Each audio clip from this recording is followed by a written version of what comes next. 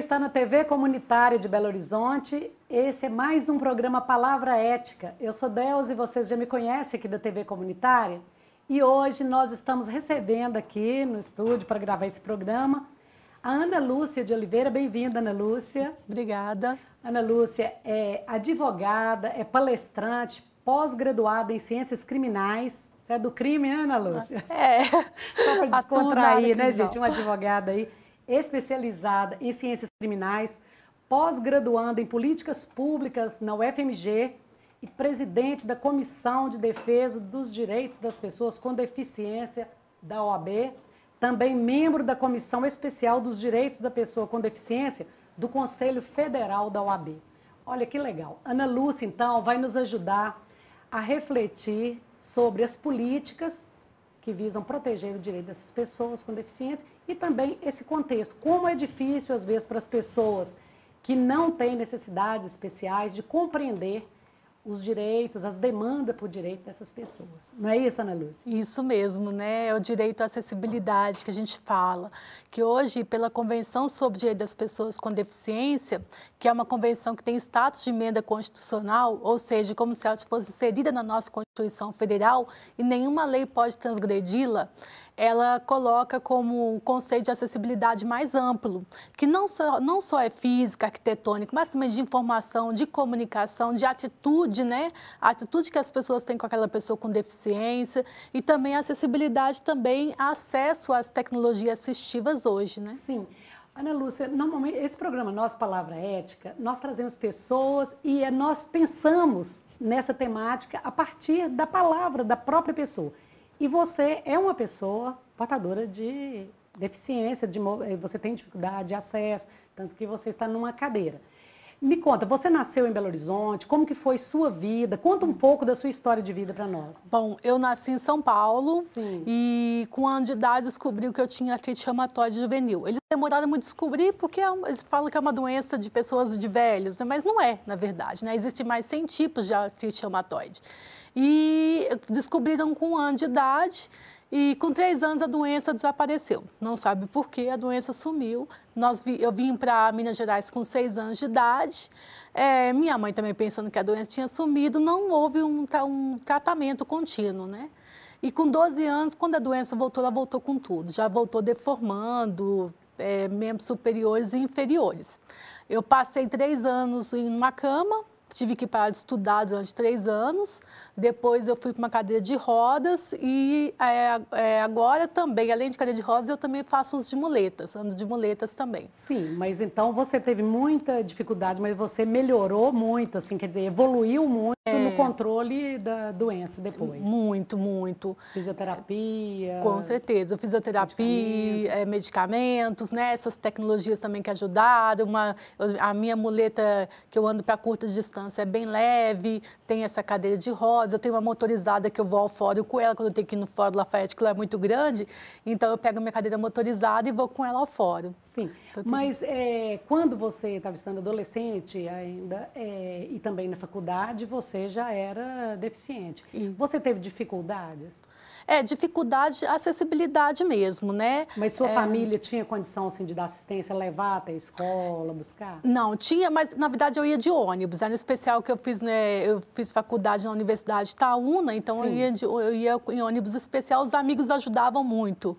Nossa, eu falo que se não fossem os amigos na minha vida, não teria formado. Então os amigos me ajudavam, subir ônibus, descer ônibus. E você os ajudou muito, né, Ana Lúcia? Eu costumo dizer aqui no programa, muitas vezes nós achamos que, por exemplo, um estudante deficiente numa sala, e já tive experiência de dar aula com estudantes deficientes, parece que os estudantes o ajudam, mas depois a gente vai ver como que modifica o modo, o olhar, a concepção de mundo daqueles que aproximam da pessoa. Imagina o quanto você ajudou esses colegas seus.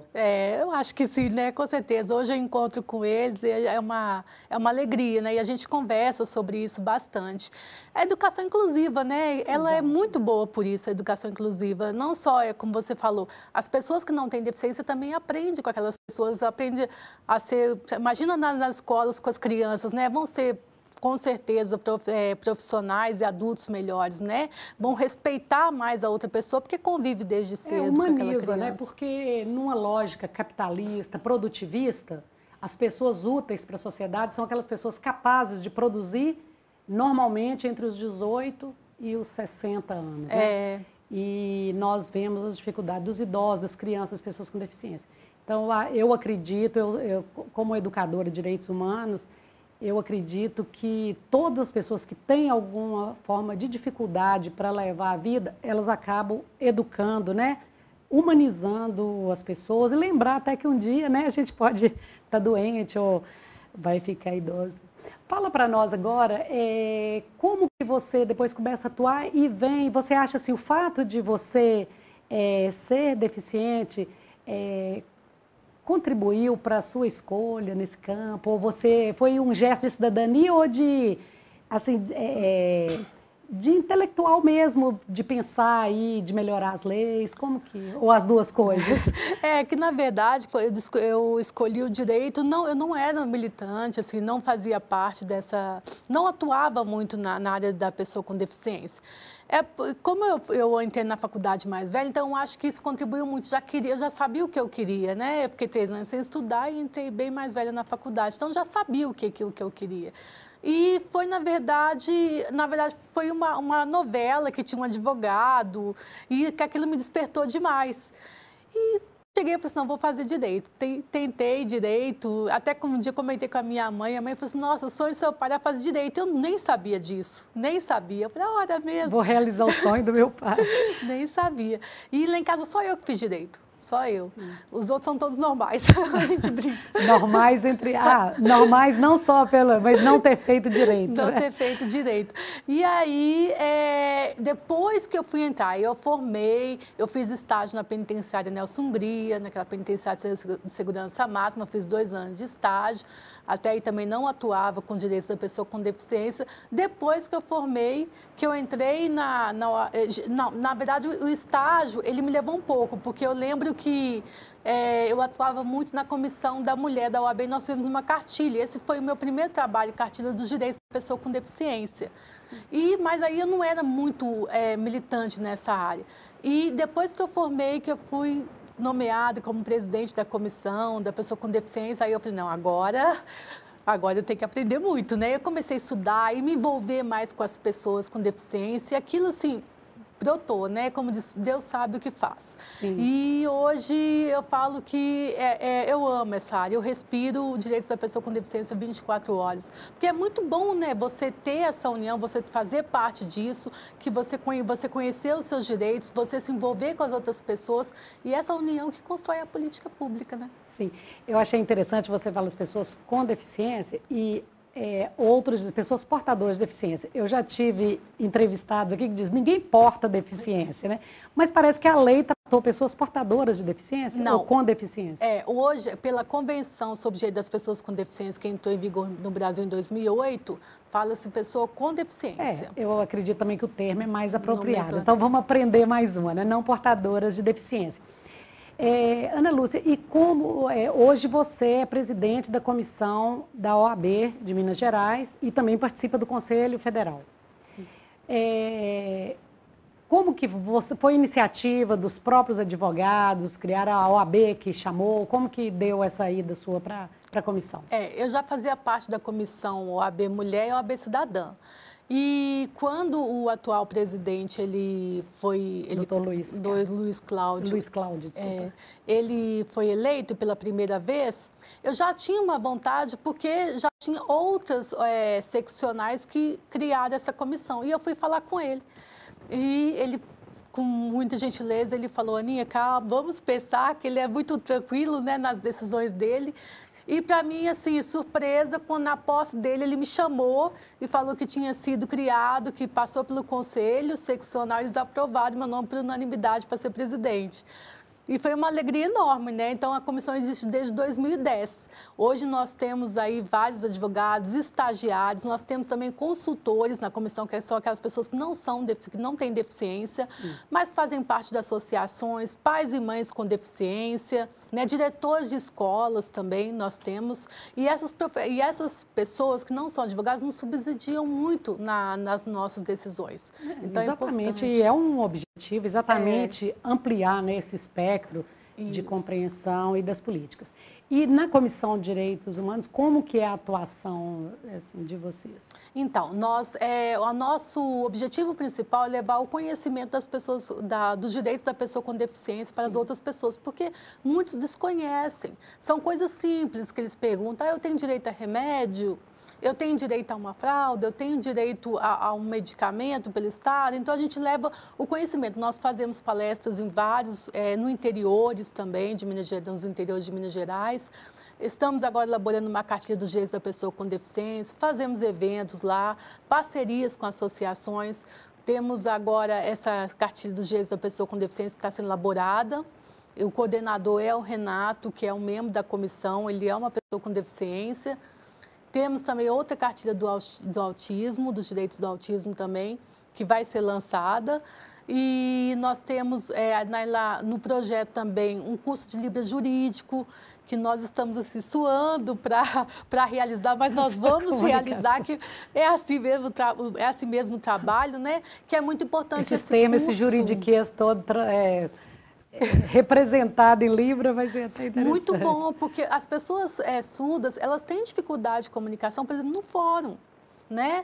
Não apenas, eu ainda há pouco falava com você, por exemplo, eu trabalhei em São Gotardo, no Triângulo Mineiro, e eu fiquei impressionada. O fórum da cidade tem acesso só através de escada.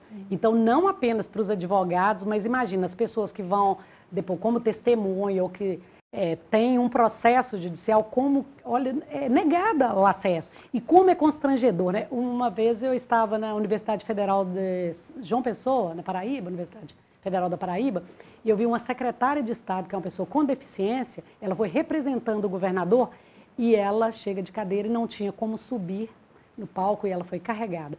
Eu me senti, assim, envergonhada, porque eu acho que é muito constrangedor, não é? Alguém ter que te carregar, quer dizer, você tem autonomia. Autonomia é cidadania, né? Você já teve uma situação dessa? Muitas vezes. Você falou tudo. Você leu a convenção, né? É autonomia e independência. Você falou tudo. É isso que nós queremos. Hoje, a gente não é a pessoa com deficiência que tem que se adaptar à sociedade. A sociedade tem que se adaptar à pessoa com deficiência. Nós não somos responsáveis. Quem é responsável é a sociedade, né? E hoje é a inclusão. Isso é inclusão. E nós temos leis que garantem a acessibilidade, mas infelizmente desde 2004, mas infelizmente não está sendo cumprida. Claro, nós avançamos muito. Sim. As pessoas hoje, por exemplo, quando eu já olho, nossa, não tem acessibilidade, meu Deus, já ficam preocupadas. E é importante essa mobilização da sociedade, é o que eu falo, por isso que eu falo, as pessoas com deficiência, mesmo com as dificuldades, têm que sair de casa, têm que brigar mesmo, têm que reclamar, têm que denunciar. Isso é importante, que é isso que constrói essa política, que é isso que faz a efetividade das leis. Infelizmente, ainda nós não temos a efetividade que queremos, né? Exatamente, mas estamos caminhando. Batalhando para isso, né? Exatamente. Olha, então nós estamos aqui no programa Palavra Ética de hoje conversando com a doutora Ana Lúcia de Oliveira. Ela é advogada e atua na Comissão de Defesa dos Direitos das Pessoas com Deficiência da OAB. Bem grande o nome, né? Nós vamos fazer um pequeno intervalo e nós voltamos daqui a pouco. A doutora Ana Lúcia vai falar também para nós um pouco mais sobre novos projetos e também como é a proteção dessas pessoas no âmbito interno e também em âmbito internacional. Aguarda, nós voltamos daqui a pouco.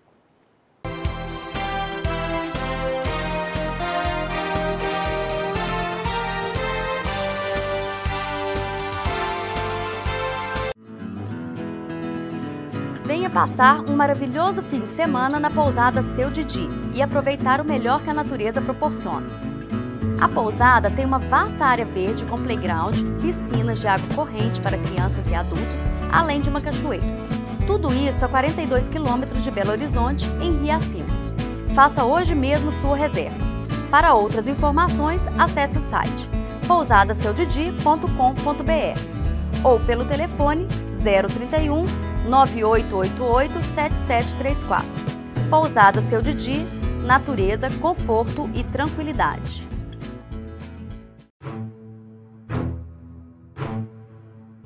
O alcoolismo quase nunca se revela muito cedo. Se esconde na mentira, na negação, nas promessas jamais cumpridas. Enquanto nada interrompe sua escalada, vai deixando uma esteira de danos por onde passa. Por isso, o alcoolismo precisa ser visto de frente. E quanto mais cedo, melhor.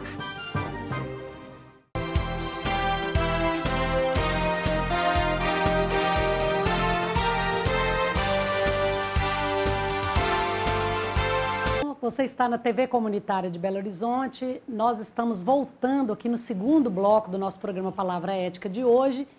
E o tema que está sendo abordado são os direitos da pessoa com deficiência. Nossa convidada é a doutora Ana Lúcia de Oliveira. Ela é advogada, mas também uma estudiosa desse tema e uma pessoa com muita autoridade prática, porque ela é uma pessoa com deficiência. No primeiro bloco, nós já falamos aí das políticas hoje encabeçadas pela doutora Ana Lúcia na Comissão de Direitos Humanos dentro da OAB, mas também os direitos das pessoas com deficiência, eles estão bem, são muito amplos, né? Estão fora da OAB, e eu tenho certeza que você, como uma defensora de direitos humanos aí das pessoas com deficiência, também atua na defesa de todas as pessoas e não apenas corporativamente dentro da OAB, né, doutora? Com certeza, esse é o nosso trabalho lá dentro da OAB, né? Sim. Doutora Ana Lúcia, você sabe me dizer quantos advogados com deficiência hoje, apesar de a gente voltar, né, para a questão do espaço da OAB, porque sabe-se que da população, em torno de 10%, né, das pessoas têm deficiência? Em Minas Gerais, tem mais de 4 milhões de pessoas com algum tipo de deficiência, segundo o censo 2010. Sim. No Brasil, somos mais de 45 milhões de pessoas com algum tipo de deficiência. Sim. Em termos de advogado, não existe ainda um dado. Nós estamos fazendo um levantamento porque outras pessoas foram incluídas como pessoa com deficiência. Por exemplo, os autistas, né, os ostomizados. Então, nós estamos fazendo um detalhamento sobre isso na OAB para a gente poder realmente divulgar algo certo, né? Sim. Um dos direitos que as pessoas com deficiência mais procuram, e até, por exemplo, para viabilizar a autonomia e o exercício de trabalho, são equipamentos, né? Carro, cadeiras, computadores hoje com comando de voz. Isso. Como que é fácil esse acesso? É acessível também? É barato? É possível? Isso também está no conceito de acessibilidade pela Convenção sobre o Direito das Pessoas com Deficiência, mas infelizmente não é tão fácil. Nós temos aí tecnologias muito avançadas para as pessoas com deficiência, como que você falou, o computador, né? Que comando de voz, pelo né? comando de voz, até pelo olho também, né? Sim. Mas infelizmente isso não chega tão fácil às pessoas com deficiência.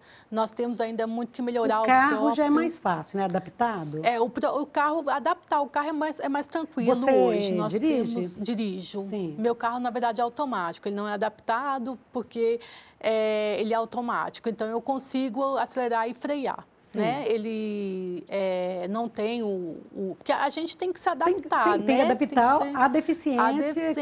E cada um tem um modo. E é isso muito bom, importante você falar isso, que as pessoas acham, né? O poder público acha que as pessoas com deficiência, todas as pessoas, têm que ter a mesma adaptação.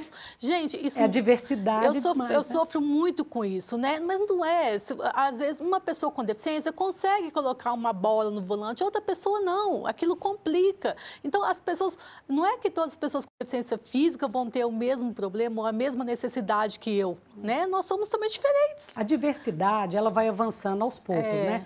Então, eu costumo dizer em sala de aula, também me lembro, na década de 70, em plena ditadura, falava índio, é índio. Então, existe uma política nacional para o índio, como se ser um indígena fosse a mesma coisa. Quantas etnias, quantas culturas. Então, é a mesma coisa.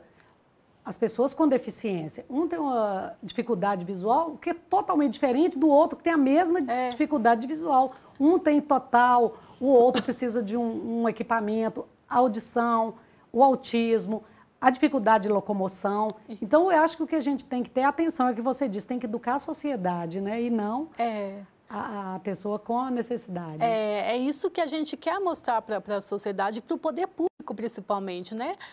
Nós não somos também iguais, nós também somos diferentes. Cada um tem sua competência, tem suas habilidades. Por exemplo, mercado de trabalho. Se você é pessoa com deficiência física, você vai ficar sentado. Você não pode levantar, você vai ficar 8 horas sentado. Gente, é o que eu brinco, eu até falo nas minhas palestras. Não me coloque na contabilidade, porque eu sou deficiente física, então eu tenho que ficar sentado, que eu vou falir a empresa. Eu não tenho habilidade com matemática, né? Então, as pessoas, você vai no mercado de trabalho e parece que aquilo já... Eles têm um estereótipo de deficiência onde você tem que assumir aquele cargo, e não é assim. Né? Como se não tivesse um cérebro funcionando. Realmente é muito... É um dia após o outro nessa construção. Ana Lúcia, me fala um pouco das cidades, porque também eu trabalho na gerência de regulação urbana e meio ambiente de Belo Horizonte e lido com essas questões. Fala um pouco para nós das dificuldades de acessibilidade na cidade. Nossa, são muitas dificuldades, né? Acessibilidade, como eu falo, é o nosso principal direito. Acessibilidade para a gente é um direito fundamental. E é mesmo, se a Convenção está inserida na nossa Constituição, a acessibilidade é um direito fundamental. Eu falo que o direito à acessibilidade, se a gente tivesse direito realmente efetivado, os outros direitos ficam mais fáceis. Direito à saúde, à educação, ao trabalho, ao lazer, ao esporte, fica tudo, a gente pode ir e vir, né? E é tão complicado porque a gente são cunhas nos passeios, né? Não tem o rebaixamento no passeio. No fórum mesmo, geralmente eu vou pela rua, eu prefiro correr risco. Né? Porque tem que andar no meio dos carros. Tem que andar no meio dos carros. E aí eu falei, não, vou pela calçada hoje. Quando eu chego no final do fórum, não tem a guia rebaixada. Eu falei, meu Deus, aí eu tive que ir na metade do fórum para poder descer na guia rebaixada. Então, isso é muito complicado para a gente. Então, eu prefiro correr o risco, vai na rua. Então, tem pessoa com deficiência que faz isso, né? E às vezes as pessoas não têm acessibilidade. Nós temos um bairro de pessoas de alto poder aquisitivo em Belo Horizonte, que as calçadas são lindas, de pedras, com jardim, mas não permite acessibilidade. E agora o município está exigindo o cumprimento da lei.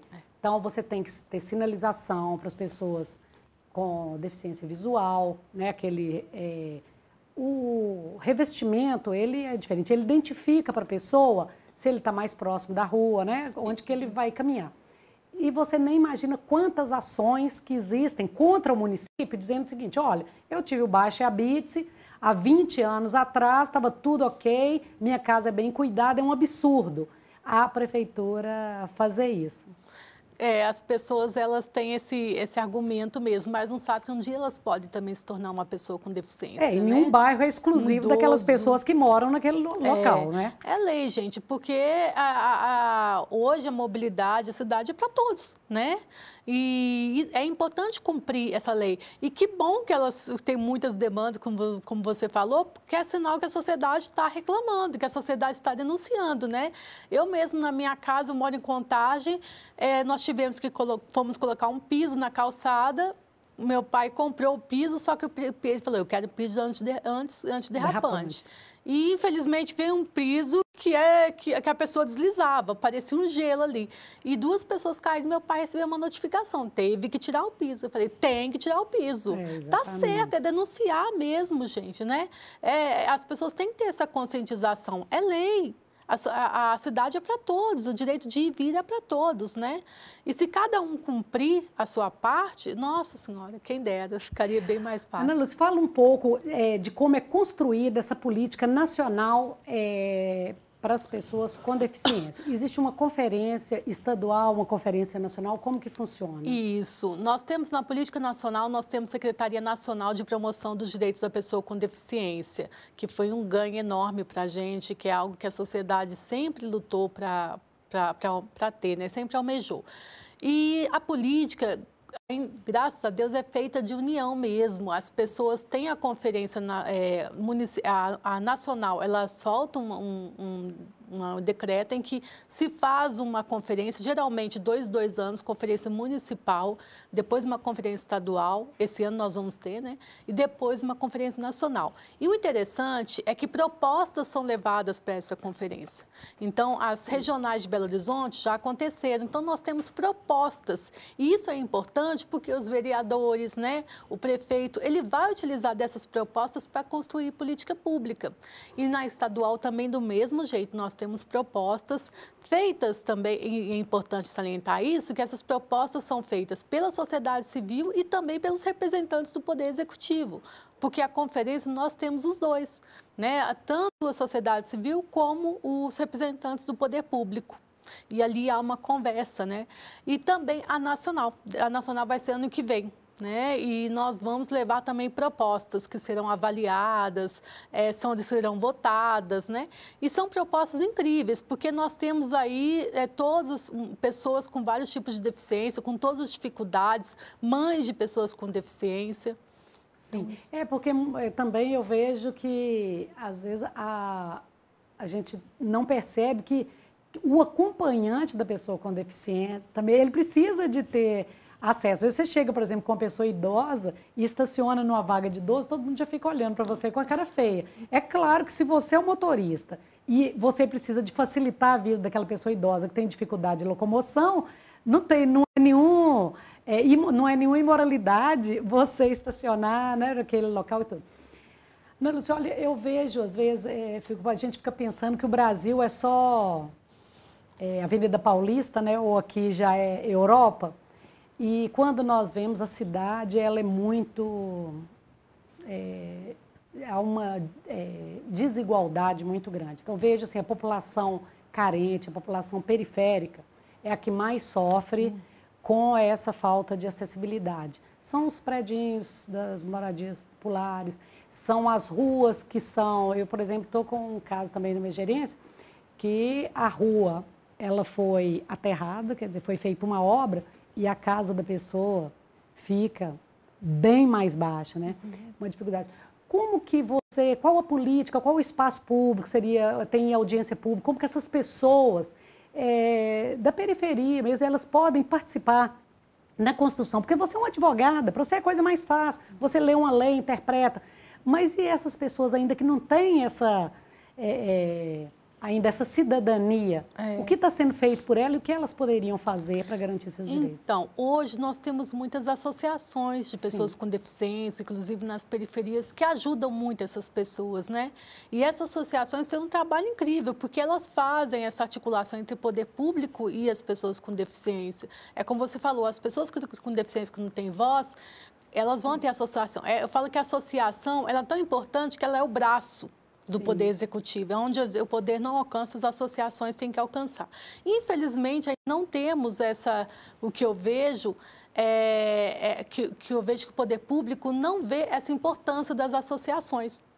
Que a associação ajuda o poder público, mas eles, infelizmente, não enxergam essa importância, né, dessas associações de pessoas com deficiência, que também sofrem com muita carência, inclusive de recursos. E com toda dificuldade, por exemplo, associações conseguem até cadeiras de rodas, com toda a dificuldade do mundo. O que é da obrigação do poder público. Exatamente para o prático, né? Porque senão ele não chega. Isso. E hoje, por exemplo, nós temos a Defensoria Pública, ela tem um núcleo de pessoas com deficiência muito... o Ministério Público também, o Ministério Público. Então, essas pessoas estão recorrendo à Defensoria Pública e elas não têm condições de contratar um advogado. Então, estão recorrendo à Defensoria Pública, ao Ministério Público, né? E, às vezes, tem casos que são muito urgentes. Por exemplo, remédios para aquele filho, uma cadeira de rodas com urgência para aquele filho que está em cima de uma cama e às vezes 24 horas não pode ficar. Então, o que eu estou observando é que a Defensoria e o Ministério Público estão conseguindo isso. Então, é importante, por isso que eu falo que é importante levar o conhecimento. Às vezes eu vou num lugar e falo assim, mas eu tenho direito a isso? Como que eu faço? Como que eu chego até lá? Né? E às vezes quando tem uma associação, você procura a sua associação, ou então vai ao Ministério Público, né? E eles também vão muito à comissão para saber sobre os direitos, como que faz para conquistar esses direitos. É o que eu falo, é levar mesmo esse conhecimento para essa população. Sim, e saber que tem muitas pessoas mobilizadas aí nessa tarefa, né? Ana Lúcia, nosso programa chegou ao final. Te agradeço de coração, muito obrigado pelo seu trabalho, pela sua presença aqui na TV Comunitária. Volte sempre que quiser. Aqui é um espaço do cidadão, nosso compromisso com a educação para os direitos humanos. Então, nós chegamos ao final de mais um programa Palavra Ética. Quero agradecer a doutora Ana Lúcia que veio aqui nos ajudar a compreender o direito das pessoas com deficiência e a nossa equipe aqui da TV Comunitária. Até semana que vem.